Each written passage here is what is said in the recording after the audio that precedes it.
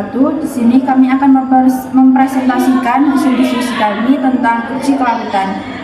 Perkenalkan, nama saya Deraya Ahri Aurelita, nomor urut 9. Perkenalkan, nama saya Tarika Azali Asmi, nomor urut 23. Perkenalkan, nama saya Disa Firaningrum, nomor urut 10. Perkenalkan, nama saya Diana Pamila Nafiah, nomor urut 25. Perkenalkan, nama saya Rumi Iqbal, nomor urut 20. Pengertian uji kelarutan. Uji kelarutan adalah percobaan untuk mengetahui apakah suatu zat dapat larut dalam pelarut tertentu, seperti air, etanol, asam, atau basa. Tujuannya untuk mengidentifikasi sifat fisik suatu senyawa dan menentukan kelompok senyawa organik. Prinsip dasar, like dissolves like, atau sejenis melarutkan sejenis. Artinya, zat polar mudah larut dalam pelarut polar dan zat non-polar larut dalam pelarut non-polar.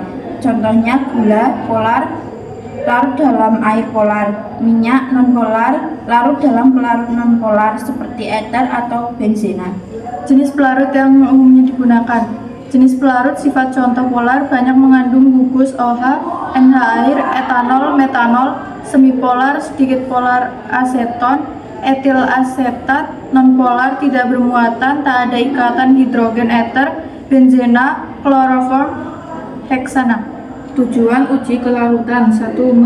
Menentukan polaritas senyawa polar atau non-polar. 2. Mengidentifikasi gugus fungsi, misalnya alkohol, asam, amino, hidrokarbon. 3. Membantu memilih pelarut yang tepat dalam reaksi kimia atau ekstraksi. 4. Menentukan kemampuan suatu zat larut dalam pelarut tertentu yang dapat digunakan untuk mengidentifikasi senyawa. 5.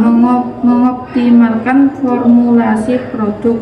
6. Memastikan kualitas serta efektivitas produk. Prosedur umum uji kelarutan. 1. Diambil sedikit sampel zat padat atau cair. 2. Melakukan ke dalam tabung reaksi. 3. Menambahkan 2-3 ml pelarutan. 4. Kocok dan amati apakah zat larut, sebagian larut, atau tidak larut. 5. Catat hasil dalam perbandingan pada berbagai pelarut air, etanol, eter, NaOH, HCl, dan lain-lain. Interpretasi hasil. Jenis senyawa larut dalam keterangan asam karboksilat NaOH terbentuk garam natrium atau reaksi asam basa. Amina HCl terbentuk garam amonium atau reaksi basa. Alkohol dan keton, etanol, air atau kadang, tergantung panjang rantai karbon, hidrokarbon, alkana, alkena, aromatik. Pelarut non-polar, tidak larut dalam